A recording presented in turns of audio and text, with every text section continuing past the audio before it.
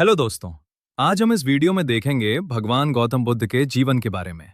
ये वीडियो पसंद आए तो लाइक, शेयर, कमेंट और सब्सक्राइब जरूर करें।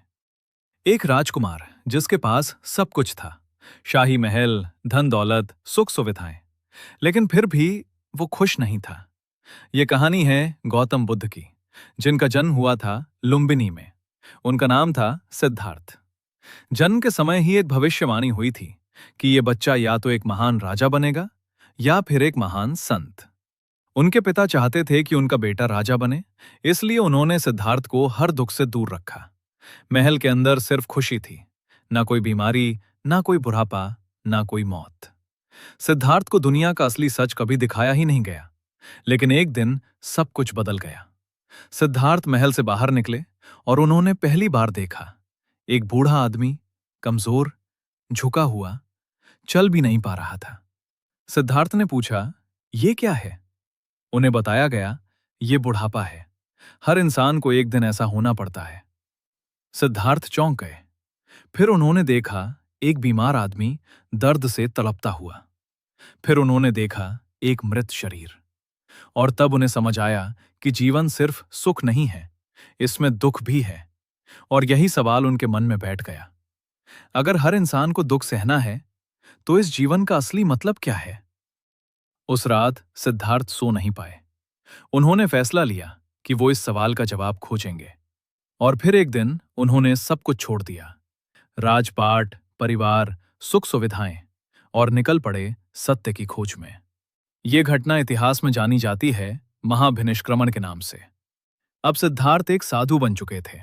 उन्होंने कठिन तपस्या शुरू की, दिनों तक भूखे रहे, कई सालों तक ध्यान किया, लेकिन उन्हें जवाब नहीं मिला। एक दिन उन्होंने महसूस किया, अत्यधिक सुख और अत्यधिक कष्ट दोनों ही गलत हैं। और तभी उन्होंने अपनाया मध्यम मार्ग, यानी संतुलन का रास्ता। फिर एक दिन वो एक पेड़ के नीचे बैठ गए और ठान लिया, जब तक मुझे सत्य नहीं मिलेगा, मैं उठूंगा नहीं।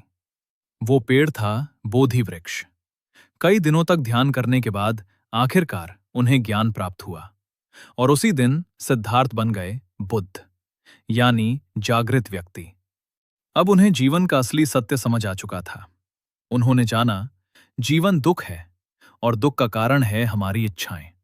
और अगर हम इच्छाओं पर नियंत्रण कर लें, तो दुख खत्म हो सकता है। यही था उनका सबसे बड़ा ज्ञान। इसके बाद उन्होंने लोगों को सिखाना शुरू किया। उन्होंने बताया, 4 आर्य सत्य। जीवन में दुख है, दुख का कारण इच्छा है, दुख का अंत संभव है, दुख खत्म करने का रास्ता है। और फिर उन्होंने दिया अष्टांग मार्ग, सही सोच, सही कर्म, सही वाणी, सही जीवन। धीरे धीरे उनकी शिक्षाएं पूरे भारत में फैलने लगीं। राजा से लेकर आम इंसान तक हर कोई उनसे प्रभावित हुआ। उनका संदेश बहुत सरल था, क्रोध को प्रेम से हराओ, बुराई को अच्छाई से। उन्होंने कभी किसी को मजबूर नहीं किया, सिर्फ रास्ता दिखाया।